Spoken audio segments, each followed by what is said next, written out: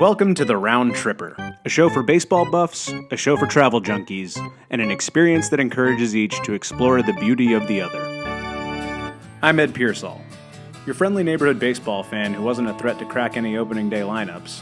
I've since channeled that fandom into a career working at various levels of the game, across the country and around the globe. In my travels, the one thing I've learned is that baseball is a universal language, a bridge for people from different cultures and generations to come together in celebration of the game we love, all bringing with them their own traditions and ways of enjoying a day out at the ballpark. Now I'm taking you on a trip around the ever-expanding baseball world, one short stop at a time, to discover and share some of the best the game's teams, cities, and cultures have to offer. From the food and drink, don't worry, we'll find more than hot dogs and beer, to the entertainment on and off the field, and the artistry behind the seams, we'll give you a first-hand look at what it means to be a baseball fan everywhere. Yogi said it best. You can observe a lot just by watching. So join us as we make some stops along the way to catch up with friends and colleagues that I've made on this long, strange trip, and get to know the fans, the people behind the game, and the greater communities that have grown around the local nine. Let's go! Whatever it is you're looking for, baseball has it. And we're rounding the bases until we find home, wherever that may be. It's our maiden voyage. And who's on first? Mexico. Or should I say, Mexico. Commonly known north of the border for tacos, sombreros, Cinco de Mayos, and a flurry of misconceptionos, is really a nation built on tradition, pride, hard work, and unmatched hospitality. Tigres! Diablos! No. He sucks! Why Mexico? It all started with a wedding invitation. And as fate would have it, opening day for Mexico's Major League would be only a few short days later. A baseball trip was born.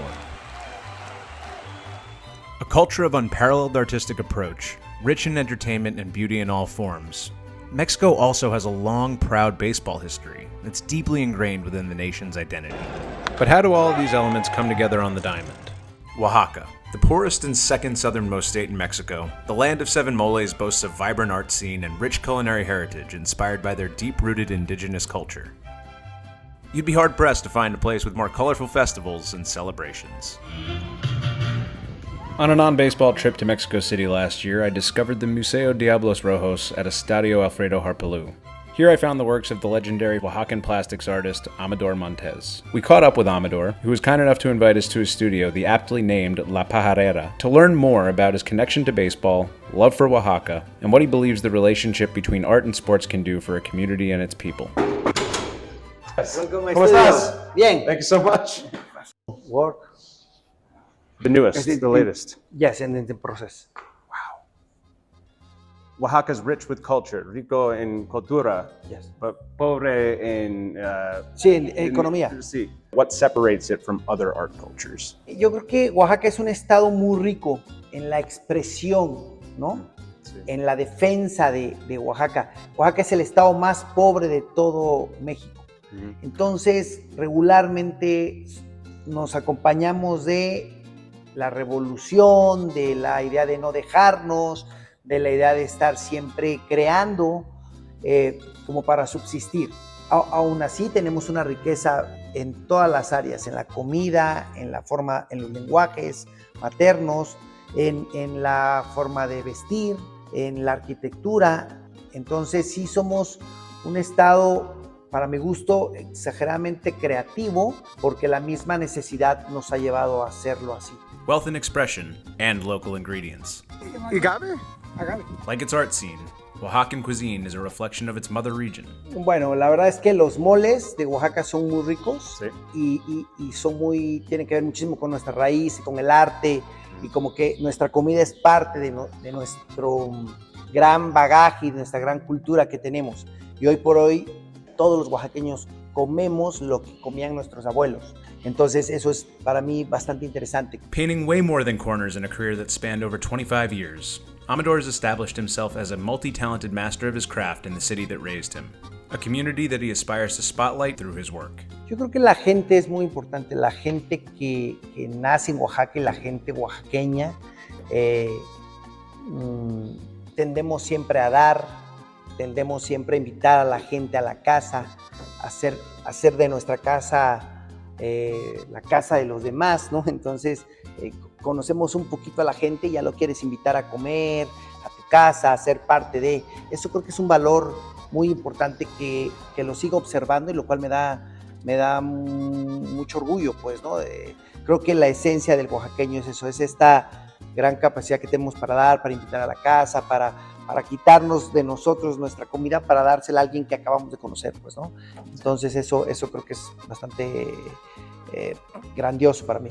Reminders of Amador's Oaxacan roots have sprouted up in cities far and wide, including exhibits in the US, London, and a place responsible for making this moment happen. Yo creo que una sociedad que crece al lado del arte y del deporte, de entrada lleva muy buen camino, o sea, es mucho mejor. Esto me parece que lo hacen los grandes países, ¿no? Estar muy acompañado de estas dos grandes vertientes. Ahora, nosotros le sumamos la raíz, la cultura. El béisbol en Oaxaca es un deporte muy tradicional, gracias a la fundación de don Alfredo, gracias a los guerreros que llegaron como a darle otra vez este impulso a este estadio que tenemos, que es el José Vasconcelos, aquí el de los Diablos Rojos, bueno, y todo esto irlo acompañando de arte en los uniformes, en las paredes, ¿no? En el museo. Me parece que es una combinación, la verdad, perfecta. His murals at Estadio Alfredo Harpelú are a permanent reminder of the roots of Mexican baseball and culture. But what about producing a wearable work? What did it mean to him to design a uniform for his hometown team?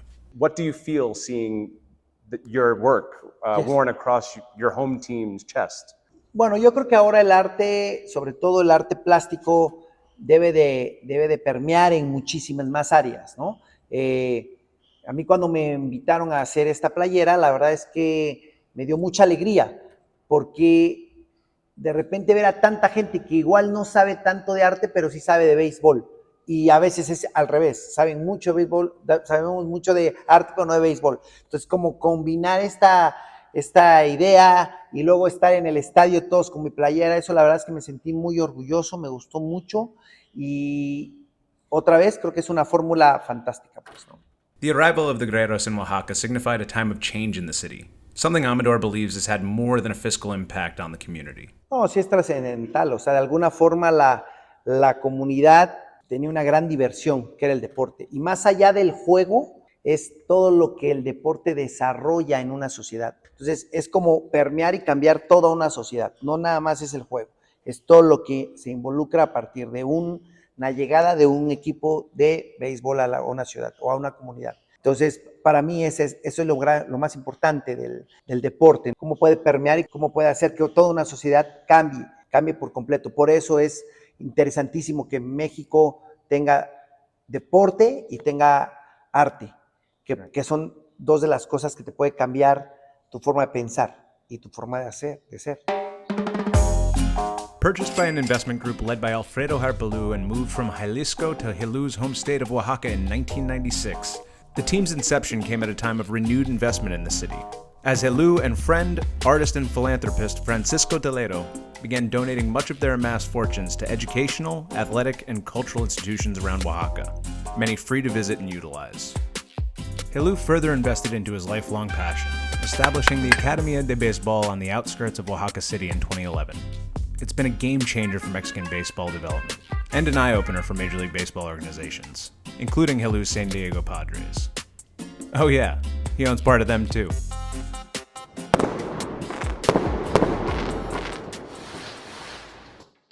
The time's finally upon us. Opening day's here, and it's time to play ball.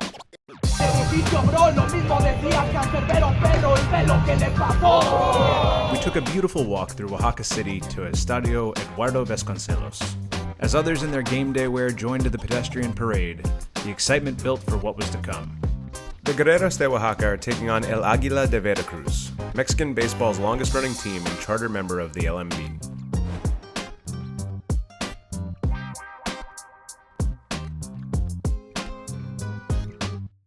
The 7,200-seat stadium was sold out and seat assignments were thrown out the window. It was insane, loud, crowded, semi-organized chaos. but it was all perfect. Inspired by Oaxacan art that can be found on traditional signage or rochulos and other mediums around the city, the Guerreros have ushered in a new era with new uniforms for the 2024 season. Like Amador's signature design before them, these uniforms are meant to connect the Guerreros to their city and state and residents to their team.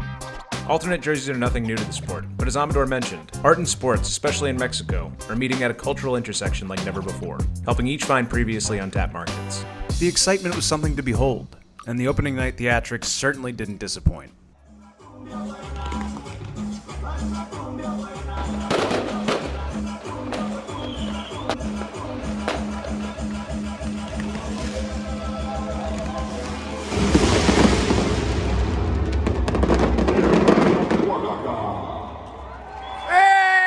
There's something magnetic about a stadium like this. One built without the bells and whistles of a new ballpark, chunks of it retrofitted and reimagined to fit the modern fans' expectations. Suites? They got them. Just don't expect any of that newfangled AC. How about beer vendors right behind home plate? Beer troughs? Yes, please. And how do you top the fan experience? The prevalence of instruments and other noisemakers around the ballpark. Dancing whenever the opportunity comes. Continuous crowd chants? The chop? I don't know, maybe it's the Warrior connection. These games are one big fiesta that everyone can enjoy. And let's not forget about the food. That sweet, sweet ballpark fuel. The hot dish? Personal pizzas. And if you're not feeling too saucy, you'll find the old reliable fries, ice cream, and other ballpark favorites at Alebrije Snacks. Among crepe carts, other traditional Mexican fare, and everyone's favorite, tacos!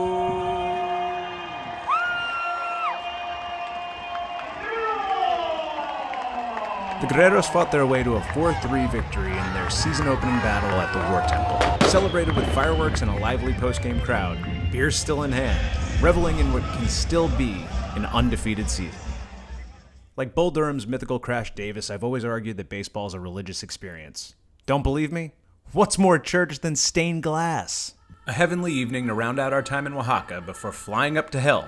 Yes, I said up. To see the remains of a baseball cathedral and the beginnings of another. Tiny airport, tiny security lines, tiny Guerrero store, tiny plane. Cheap, quick, stress-free flight to Ciudad de Mexico. Thanks for the memories, Oaxaca. On to the capital. A very different pace and all-around feel than its fellow southern state. One simply can't put Mexico City in a box. It's too damn diverse in every imaginable way. A bustling beacon of modern society that has something for every sense and interest. Mexico City, it's an amazing city. A lot of restaurants here, a lot of cuisines, a lot of culture. There are big bars for mixology, or you can come here for history. We have an option for every interest you may have. Natural novelties near and far, ancient ruins under every step. Mexico City's neighborhoods are vast and vivacious, each offering their own unique histories and personalities. One of the best can be found in Coyoacán, the adopted home of the incomparable Mexican artist Frida Kahlo and birthplace of the Vin Scully of Mexico, longtime Diablos play-by-play man Oscar Rapido Esquivel. This picturesque, almost storybook neighborhood is also home to family festivals every Sunday. Explosions of color and the work of exceptionally talented artists on display at every turn, walls of sound, children and families enjoying the moment. Other than a ball game, there aren't many more beautiful ways to spend a day out at the park. A culinary quest for many foodies, Mexico City offers a bounty of cuisine canteens. From fine dining establishments, and yes, a slew of street food. Some of the best, which you can usually find in and around places like this. Markets are an essential part of Mexican culture. You find food, gifts, anything you might think of. Chocolate-covered scorpion, anyone? Spices, things that are essential to everyday life at markets around the city and around the country. And no better way to really learn about the culture than a place like this. Sweets and souvenirs, silly to Santeria, all swirling in snug spaces on a Sunday afternoon. What more could you ask for? Ascending above the assortment of smells and colors, one vibrant and exceedingly recognizable symbol stands out from the crowd. But we'll get back to that. Anything you need, right here. Have a drink, have a meal. Actually, that's precisely what we're about to do. Preparing for this leg of our journey, I was floored to discover a connection to Mexican baseball like none other, and longtime minor league manager, big league coach, and former colleague, Lorenzo Bundy. Lo and I worked on very different sides of the ball for the 2016 Miami Marlins, and I was ecstatic to learn about this baseball lifer taking on a role that I'd soon find out was a true full-circle opportunity. How's it going, man? Great seeing you. How you doing? Oh, thanks. How's everything? This is my friend Ryan. Ryan, how you doing? Nice to meet you. Fresh off a sweep of his former team and defending LMB champions, the Pericos de Puebla, in the season-opening series, we caught up with the Diablos Rojos legend and new team manager. We talked a little bit about our time in Miami, his journey in the game and friends made in it, and where the sport is today. Dusty played in the Winter League. Right. Played in Mexico. He'll talk a little Spanish every now and then when he talks about it. And stuff like that. Yo juego en México para muchos años pasados. Yeah, one of the most interesting men in baseball. He's a mentor for a lot of us. He would invite the minor leaguers, managers, coaches, major league guys too. Basically speaking to us minorities about how to progress in the sport because it's hard. Crazy little ball game going on up there right now. Crazy business, right? Fickle. Yeah, it is. Yeah. How about if you grip and rip every time and something's got to give, Go right? figure. Something's got to give. We got to learn how to pitch. That's it. In the beginning, they said they got 95% of the calls right. Right. And that was wrong. Right. Excuse me, give me. No, absolutely. Give me Victor. Well, he got the call, and we are making the location change to an old, once familiar place. When Lowe played in Mexico City, it was at the Cathedral of Mexican Baseball, Parque Seguro Social. Babe Ruth, Ted Williams, Fernando Valenzuela, and some of baseball's greatest stars once roamed the same field. And in the wake of one of the city's worst natural disasters, right after Lowe's first season, the ballpark took on an almost unimaginable new role. We had won the championship in '85, my first year here. Tough time, just because of some friends that you had made here during the season. You called and there was no phone service and you couldn't get in touch with people for a long time. They used the ballpark as a morgue for a while. Fortunately, there was nobody that I knew personally that lost their life.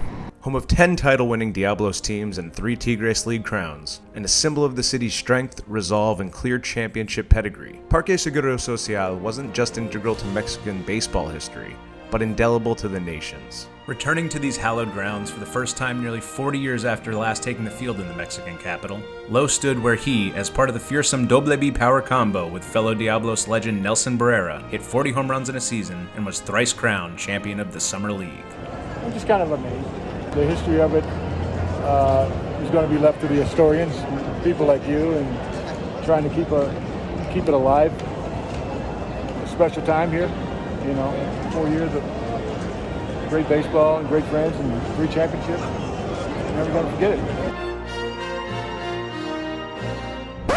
Hola, buenas tardes. Hay una pregunta de qué es. Oh, sorry. Esto no puede tomar fotos. Lo siento. No pueden tomar fotos. So we've already been kicked out of your former home. Yeah, that was disappointing. Yeah. At least show me where home plate was. You got out of the cab, we walked up, and I just saw the amazement on your face. Can you tell me what came to mind? I knew it had become a plaza or mall or whatever. I just didn't realize to what extent. Once we got outside and I got my locations down a little bit, especially the street behind us, because that would be the street where the taxi would drop me off. And the office is over there on the corner, and that's where the Casa Club was, and that's where the majority of the Mexican players stayed that weren't married or anything like that. Not all is lost. Any trip to somewhere new has the potential to be life-changing. So much of Lowe's life today is a direct result of his playing days in Mexico, including the person he shares it with all these years later. In the Winter League, I played 5 years in Culiacan, and then I played a half a year in Mazatlan. After the game, we would go eat at this little restaurant right around the corner called Taco Baby.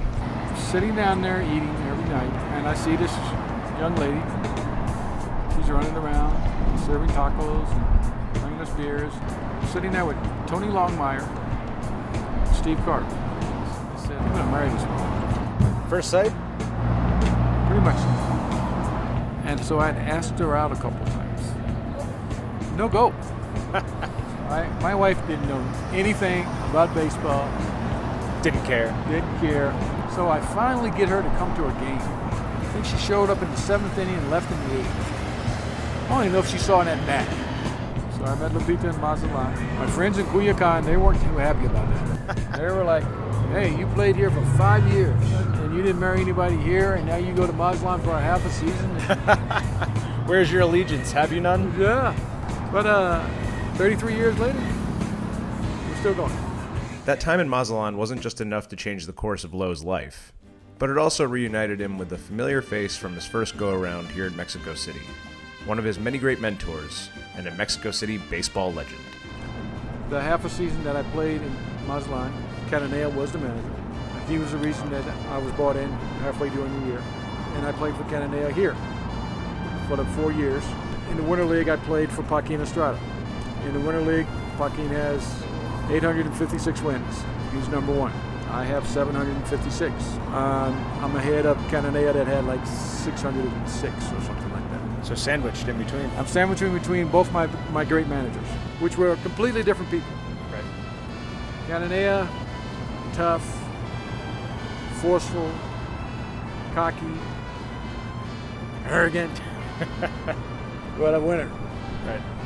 Joaquin, more laid back, kind of let you play a little bit to your strengths, but he was very successful. But completely different. We take a little bit of both of these guys. Great managers, great competitors. You're going to be in front of that home crowd nearly 40 years after first suiting up for them. What's that feeling like, and what are the emotions going into that day? Well, first of all, I'm really proud to have the opportunity to manage this team. Like I say, a lot of great times here in the past, and just to have the opportunity to relive them and then to start a new chapter as manager here, with the goal to win a championship. It's going to be special. It's going to be really special. Did you ever think you would be doing this and serving in this capacity for this team again? Let's put it this way. I hope I will. With more miles traveled across North America by plane, train, automobile, and bus than many in the business, Lo Bundy is baseball. After racking up all those rewards points, what has he taken away from the way the game is celebrated south of the border? As the more I played down here, the more my Spanish got better and stuff like that. When you're managing, you got how many thousand people in the stands? Whether it's 10,000 or 3,000, they're all managers. So when things aren't going good, you probably learn some of the uglier words, but it just shows their passion. They want to win.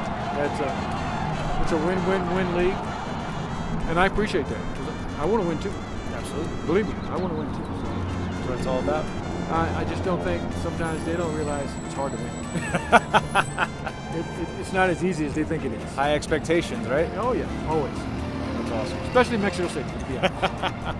The Diablos home opener is falling on Major League Baseball's Jackie Robinson Day. And Lowe will be wearing his number 42 pin to honor his childhood hero, the Negro League stars and black players who came before him and made this life possible. A lot of our Negro stars, Josh Gibson, Cool Papa Bell, Sancho Page, these guys came there and played because there was no opportunity for them to play Major League Baseball. The Mexican families accepted them because they were good players and they could help them win. When you come over here as an import, your job is to make the team better. You'll see the influence of the African American player here in Mexico, not only in the Summer League, but in the Winter League. Help us win. We don't care about your color of your skin. Did that bring you comfort coming down to play here? To be honest, at that time, when I was playing, I think the foundation had been, maybe not so much in the States, but probably down here, it didn't matter. If this guy can come in and help us win, the majority of the 4 imports were African American. Guys like Derek Bryan, Alta Green, Jack Pierce. These guys hit a lot of home runs down there. Elrod Hendricks. Elrod played in Guadalajara one year and hit 41. No way. I mean, ball flies a lot. But, there's some good stuff going on down here. And that's what makes baseball great. Yeah, there's some good stuff going on. From powerful prospect to minor league manager, accomplished major league coach to second winningest manager in Mexican baseball history. His path has been anything but direct, but the journey has been worth every twist, turn, and 12-6 curve. You get a chance to do this every day. How many people we know go to work every day and don't like their job? Almost everyone I know. And we love ours. And we love ours. We love ours. So, it's a gift, and we shouldn't take it for granted. I just think baseball is it's so unpredictable.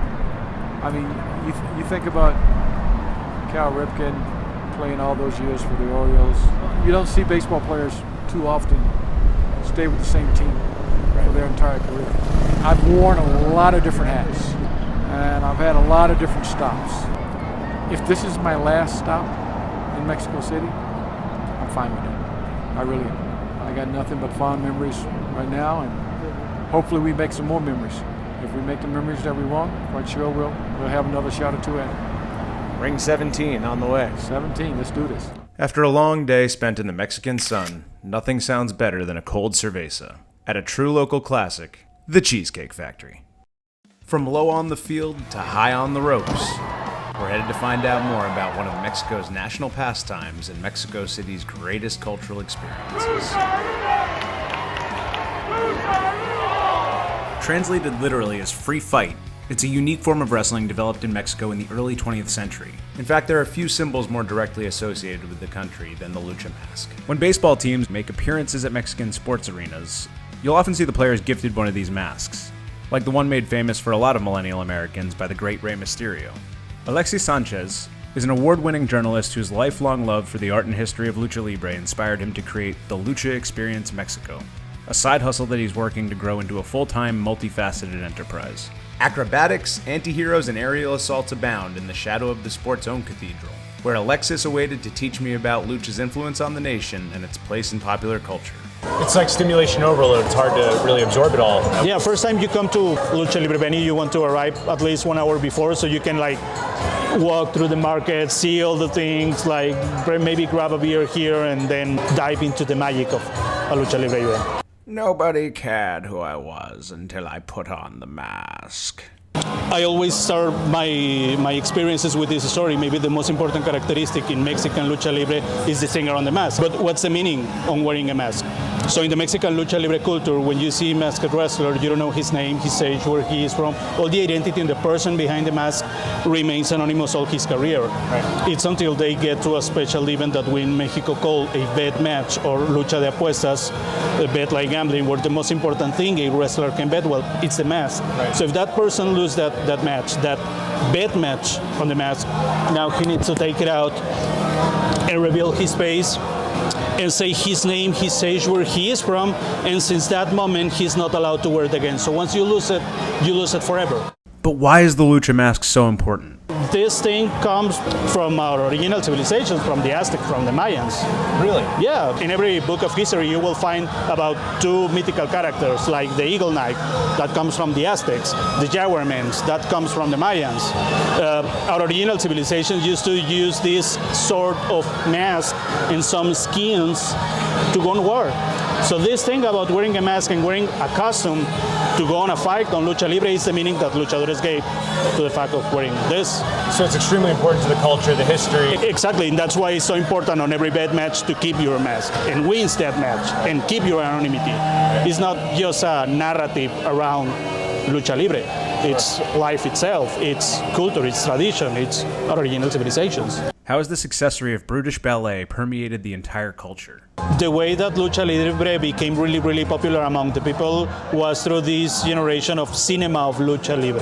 The 2 most iconic Mexican wrestlers in history are El Santo and Blue Demon. They were in every movie theater back in the days. So these movies were like the superhero movies, with the only difference that these guys really exist. And you can actually watch them on weekends, having a match in Arena Mexico, you know? So that's what brings a lot of people to know a new activity. While lucha was seeping its way into Mexican pop culture through cinema, baseball stars like the M&M Boys, Roger Maris and Mickey Mantle, were doing the same in the US. But like film, there's always a lot more going on behind the scenes. And how are these characters developed? You can give that responsibility to the company to assign you a character. Okay. But what they don't always say is that Lucha Libre is also an intellectual property business. So while the company owns the rights of the character, the design, the mask, if you decide to leave the company to get to another one, you won't keep your character with you. Early days in joining this business, and sad to say this, but most of the luchadores are not well-educated persons, so they don't know about intellectual property. They just want to participate in the show. Most of the time, when a person owns his own character, it's because they come from a family of luchadores. So they learned that in previous generations. Right. So now they know that they need to register their character, to make a brand out of that, to own everything, every right there. So a lot of these guys are signing their rights away without even knowing they're doing it, just to get to where they want to go. Yeah, if I am a young person and I want to be on Arena Mexico on a main event of the night because it's the most important company of wrestling in our country, I don't care. Sure. I just want to be on the show. Can't blame them, right? Yeah, they just want to be there. The same thing about a kid who wants to make it to major leagues. Right. They don't care the path. They just want to get there. Right. I was telling you about a couple of success histories in the U.S. Rey Mysterio, Chris Jericho. They start here. This is the grounds. This is a school for a lot of big names in the industry, but probably we are not that familiarized with them. But Eddie Guerrero, all the Guerrero dynasty, they start here. On the surface, they may look nothing alike, but as Alexis explains, in many ways, baseball and lucha aren't so different after all. Everyone needs distractions for the issues, for the problems, for the day-to-day obligations, for everything. And I think Lucha Libre provides that. Action, entertainment, satirical, comedy, like everything. So it brings everything in a 2 hours event. So a little bit of something for everyone. Yeah. Which is what I think baseball also provides. And from the ground, this was always an economic event. Sure. Every working person can attend a Lucha Libre event. Probably not in front row, but sure. Still they have, this is a 16,500 persons arena, but they have enough seats for every working class person to buy a cheap ticket and enjoy a 2-hour Lucha Libre event with the best names in the industry. Like the access minor league baseball has provided to small town America over the years, Lucha's model is similar in how it reaches fans and communities far and wide. In all these smaller companies spread around the country, they just bring big names for the main event of the night.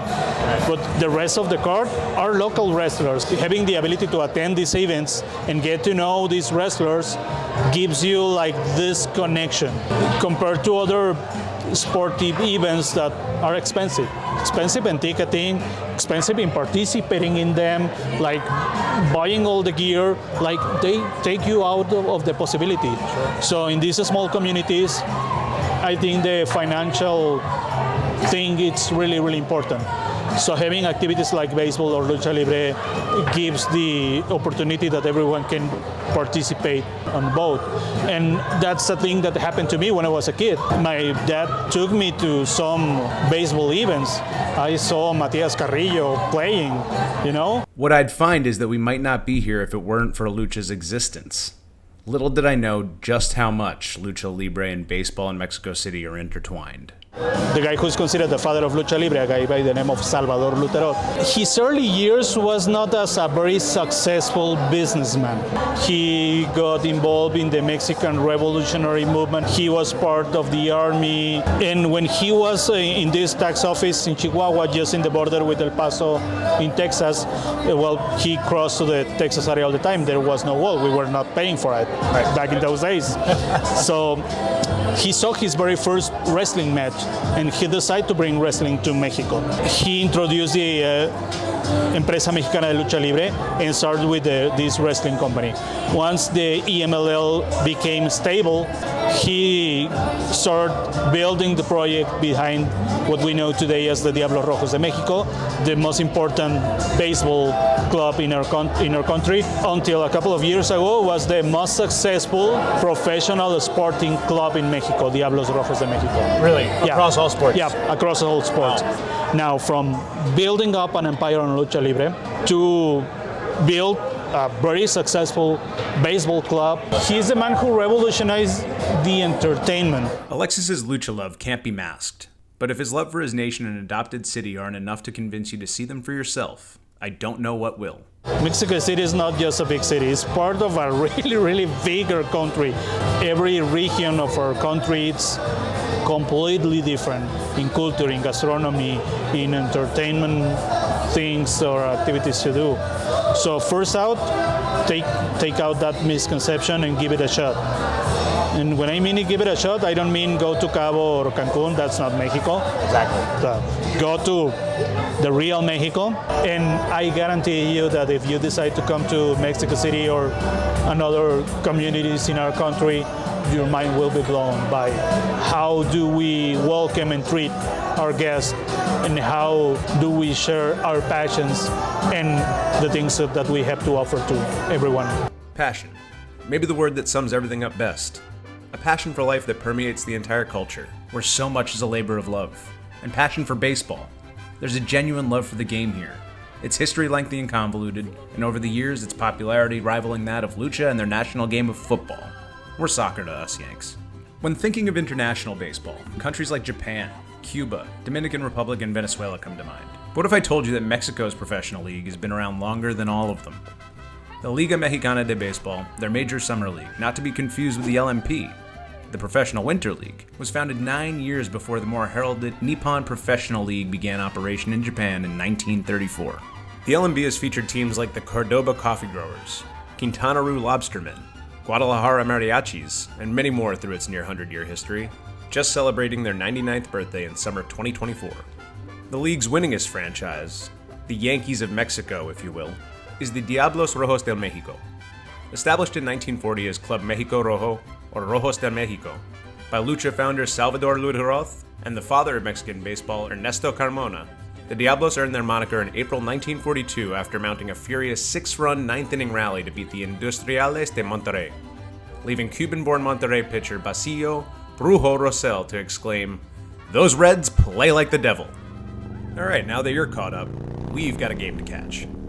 Traditions are just as much a part of going to a ball game as the contest itself. Be it a game day fit, mode of transportation to the ballpark, pregame routine, crowd cheer, or go-to snack, everyone has their own way of doing baseball. Now let's see how they do it in the Mexican capital. Ciudad de Mexico's extensive metro network is a great way of getting to and from the sports complex, as the notoriously quick-building traffic scene here would make even the most experienced of Los Angelinos shudder. Unfortunately for us, the metro line wasn't running all the way to the ballpark that day, so Uber it was. What Oaxaca offers naturally given the ballpark's neighborhood surroundings, the Diablos have recreated for their fans within their grounds. An atmosphere of building pregame excitement that comes with each step as we get closer to the stadium gates. Estadio Alfredo Harpelú, named after, yep, you guessed it, that guy again, has been home to the Diablos since 2019. Think Denver is up there? Ironically, this Diablos den rests more than 1,000 feet farther above sea level than the mile-high city's Coors Field. It can be heavenly for hitters and a literal hell for pitchers. But one thing everyone seems to agree on. Estadio Alfredo Harapelú, it's similar to any Major League Baseball stadium. This park is really spectacular. It's a major league ballpark. Every facility is first class.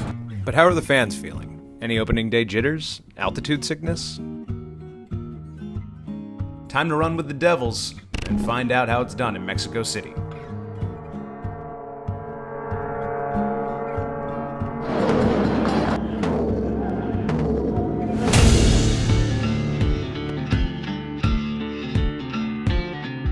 What better way to find out what baseball's all about in Mexico City than to ask the demon worshippers themselves?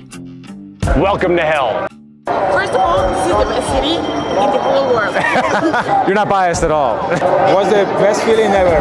The atmosphere, Los tacos de cochino, güey. Mejor comida. Cochinitos de cochinita. the people. People? The people.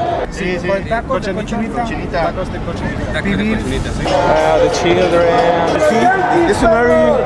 Mucha salsa. Mucha salsa. Picante. Good food. It's unique. Heineken. You're gonna dance, you're gonna do friendships. You're gonna get drunk. Get drunk, yeah. Salud. Once fierce intercity rivals that shared the same ballpark, the Tigres ditched Mexico City after the 2000 season in search of a new place to call home, and after a year in Puebla, permanently relocated to Quintana Roo, just a few hours away from one of the world's new seven wonders, Mayan Temple, Chichen Itza. A lot of the Diablos fans, they call them the Tigres fans the widows because the team left us. 24 years later and now co-owned by El Toro Fernando Valenzuela, They're back in town for the Diablos home opener in the city they used to call theirs, when they were the Tigres Capitalinos. The Tigres, they was born in Mexico City, long time ago. Right. When I was 9 years old, the Tigres was from Mexico City. Right. They moved to Puebla. Then after that, they moved to Quintana Roo and Cancun, like 8 years ago. And how did that feel for you? Oh, shit, man. Regardless of who you're rooting for, it's clear that everyone is here for more than rivalry, but for true love of the game. No matter who is your team, you just come and enjoy the baseball game, you know? The best show in the capital. Mexican people like us love all sports, all. I like the basketball. Soccer. I love basketball. Yep. The environment in baseball is different.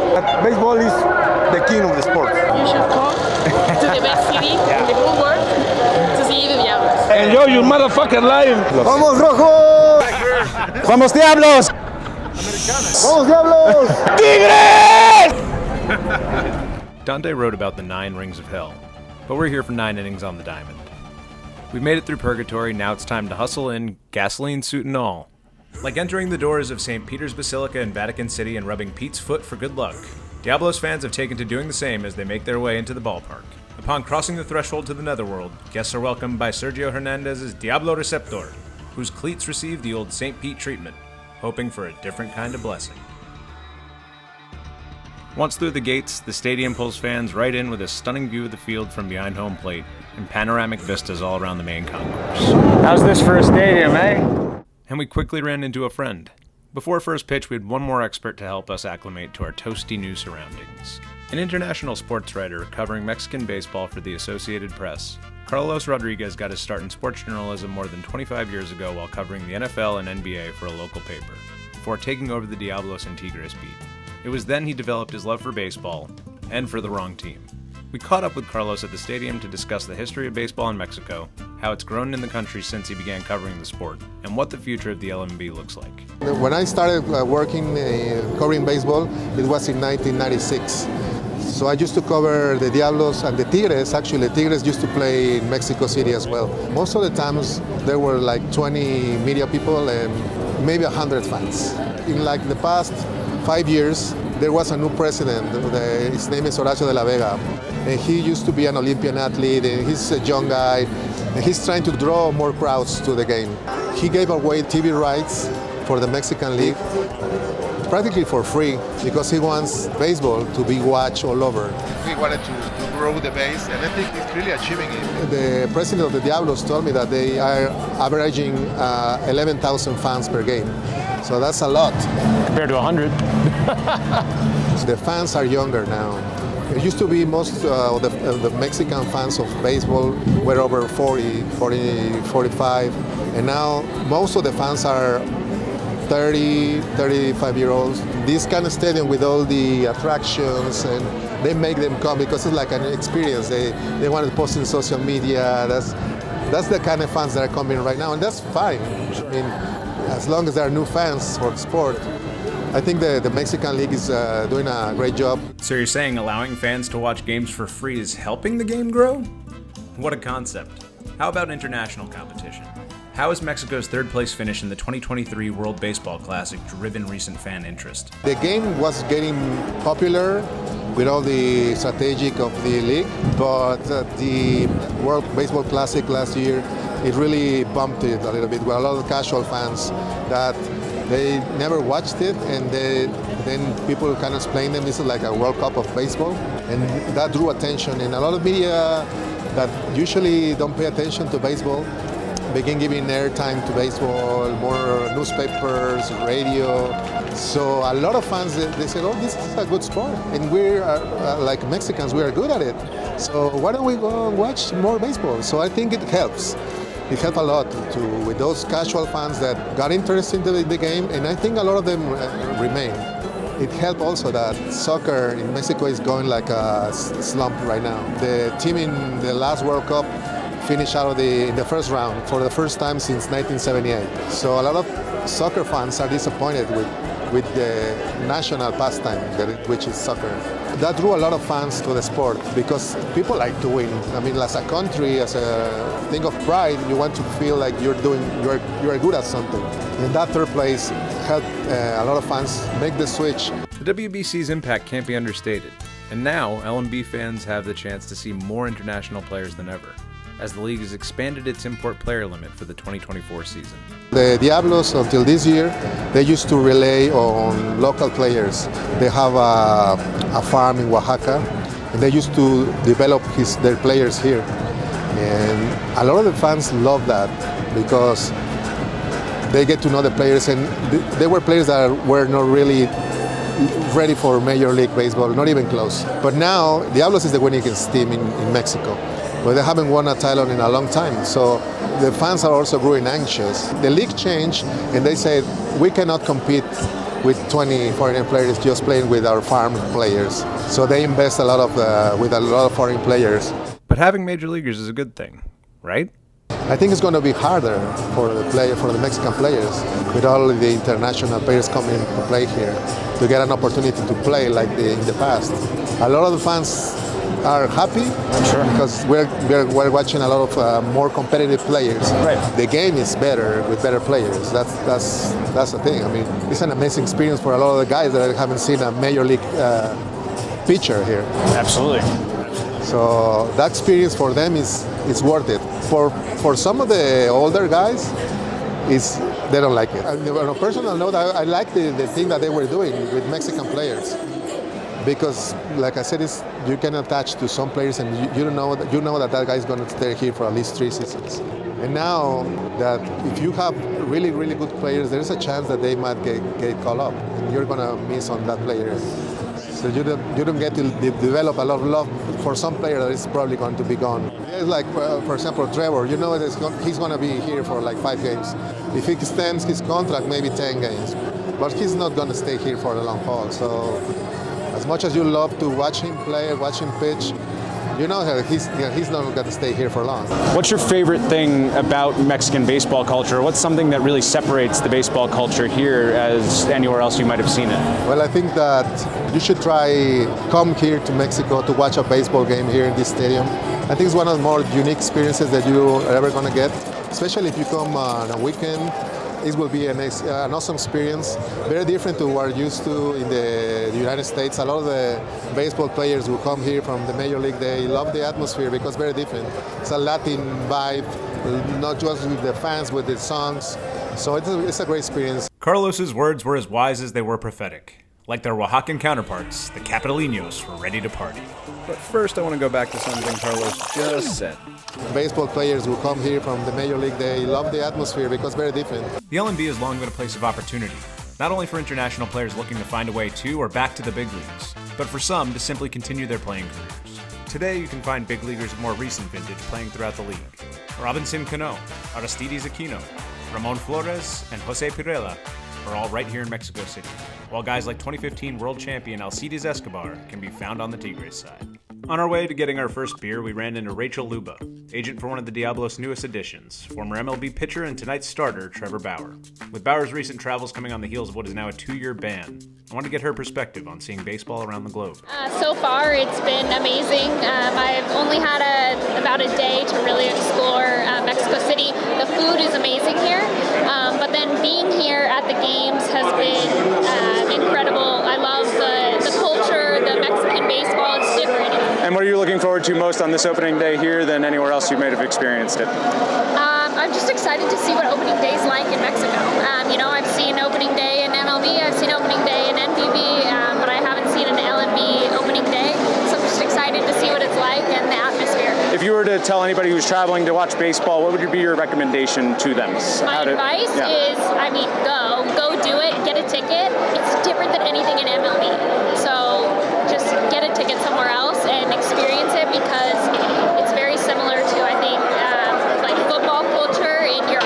And it's exciting and fun, and it's more lively. So go do it. Well, you don't have to tell me twice. Let's get back to the party. Pre-game first pitches from members of the Diablos professional softball team and Club America women's team forward, Katy Martinez. Mascot Rocco and his partner Rocky, celebs in LMB circles, are getting the crowd into it, but I don't think they needed much help. The Diablos were off to a hot start, with one of their many new imports and former MLB All-Star Robinson Cano lacing a single in his first at-bat in front of the home crowd. Underworld Baseball is underway, and it's time to explore the depths of hell. Who's ready to laugh with the sinners? Rumor has it they're much more fun. More music makers, drums, maracas, matracas, oh my! Well, ¿cómo se dice? Que suene la matraca. Matraca. Matraca. Matraca. The word for ratchet or rattle, this woodblock whirler makes the signature sound of sports in Mexico. And if your team's behind, it's enough to drive one to insanity. I love it with all of my fandom. As they say, the devil's in the details, and none are spared in his palatial park. Looking like a modern-day Star Destroyer, a feature the Diablos have really leaned into for their annual Star Wars Night promotion. They've forced some of the region's great indigenous history into the maze of concrete and imperial steel beams, a perfect blend of history and modernity. What makes baseball great is the inspiration we take from our local culture and society when building our stadiums. And as you'll notice behind me, inspired by the pyramids of Teotihuacan, you'll see pyramid-shaped structures all around, from the concession stands to the outside. It's everywhere. Clearly inspired by their culture and their past and their history, they incorporated it into their stadium. Alright, all this talking, and the welcome wafting of some seriously savory stadium smells, has worked up one hell of an appetite. It's almost my turn at the dish, and I'm ready to dig in. Micheladas and man's best ballpark friend. It's this shameless eater's opinion that you haven't gotten the complete experience without trying the local wiener. Bing Crosby once said, a hot dog at the ballpark is better than a steak at the Ritz. Let's see a hot dog taste in hell. Bacon, onions, cheese, and sometimes different is better. A veritable smorgasbord awaits fans in the Devil's Palace, and what else would you expect for the Prince of Darkness's most loyal servants? From ballpark classics to Mexican staples and everything in between, we got our hands on everything that our stomachs could hold. Elote, burgers, chicken and fish sandwiches, vendors for donuts, and other baked goods like conchas. Even some more off-base offerings. Poor burro. Not my ass. Though I have a funny feeling the only roasted jackass here is me. We'll have to confirm, but it's time for the Donkey Show.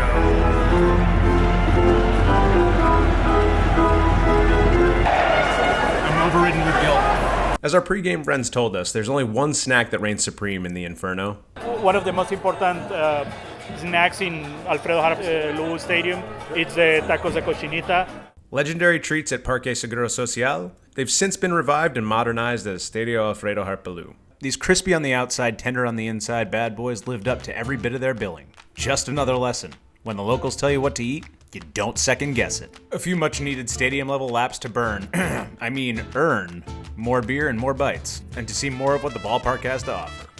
Navigating through the stadium, you'll find artistic inspiration and inclusion at every corner you round. From the Museo Diablos Rojos to the murals featured around the stadium, and all the subtle historical nods in between, Estadio Alfredo Harpelú is equal parts ballpark and art shrine to all things baseball in Mexico. Carlos mentioned that the Diablos are looking to become more than a baseball team, with ownership's focus now on growing the overall brand as they cross into other sports and industries. Broadening and diversifying merch offerings is one way to build awareness and drive organizational reach. But the all-around experience here simultaneously caters to both the easily distracted stimulant seekers and baseball-obsessed traditionalists alike, making a day in hell a spectator's paradise. Following Major League Baseball's lead, the LMB implemented a pitch clock before the 2023 season, shortening the average game time by nearly 32 minutes league-wide. Now, I'm not a fan of the change. Give me more time at the ballpark. But in what's an otherwise timeless game, one of the great universal traditions is one where, regardless of side, we all get to take a break and sing.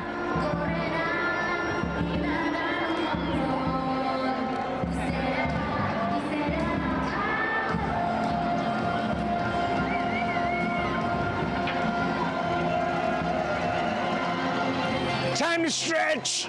Yeah! Vamos, Diablos! The party continued right through last pitch as the devilishly close back-and-forth contest ended with the Diablos pulling off the home opening win by a few Tigres whiskers, scoring 3 in the bottom of the 8th inning to remain undefeated on the young season. you had to head down to field level to see how the players felt about opening night in Mexico City. How's it compared to Japan so far? It's different, but it's a lot of fun. Very similar atmosphere, like energy-wise, but more of a party than Japan, I guess. Both of them are better than MLB. In what's been a battle of ancient gods, warriors, tigers, traffic, and the devil himself, we've seen so much in so little time. What I found in this whirlwind few days is it really is true what they say. It's all about the people, the players and coaches, writers and grounds crew, ushers and vendors, and most importantly, the fans. You can't have a sport without players, a business without patrons, success without promotion. And in a time when many seem to forget what sports and entertainment are for, This trip has only cemented the idea that all things can be achieved with the access and opportunity, and sometimes second chances. we all have the ability to be what we want to be, as long as there's an opportunity, a little investment in what matters. And at least for now, baseball, especially here, is proving just that. For all the negative coverage our continental neighbor receives, Mexico, for all it is, deserves a closer, more intimate look. Let's put it this way. Don't believe the hype. You're only missing out if you do. Mexico, its people, and its baseball fans are resilient, kind, welcoming, and most importantly, fun. We tried hanging out as long as we could, but even if we didn't have to go home, it was clear we had to get the hell up out of there. Like a bat out of hell will be gone before the morning comes, but like a sinner before the gates of hell, Victor! Again! I'll come crawling on back for a little more food. Lo got his first home win out of the way. The Diablos remained undefeated, and as I head home, I can't help but think of something the manager said to me. To manage this club, and to win a championship here, would be pretty much a climax to my career. Now is the time for this to happen. 4 months, 24 days later. Descolgado, se va a acabar el juego y la campaña. Diablos es el campeón de la Liga Mexicana de Béisbol. Mission complete.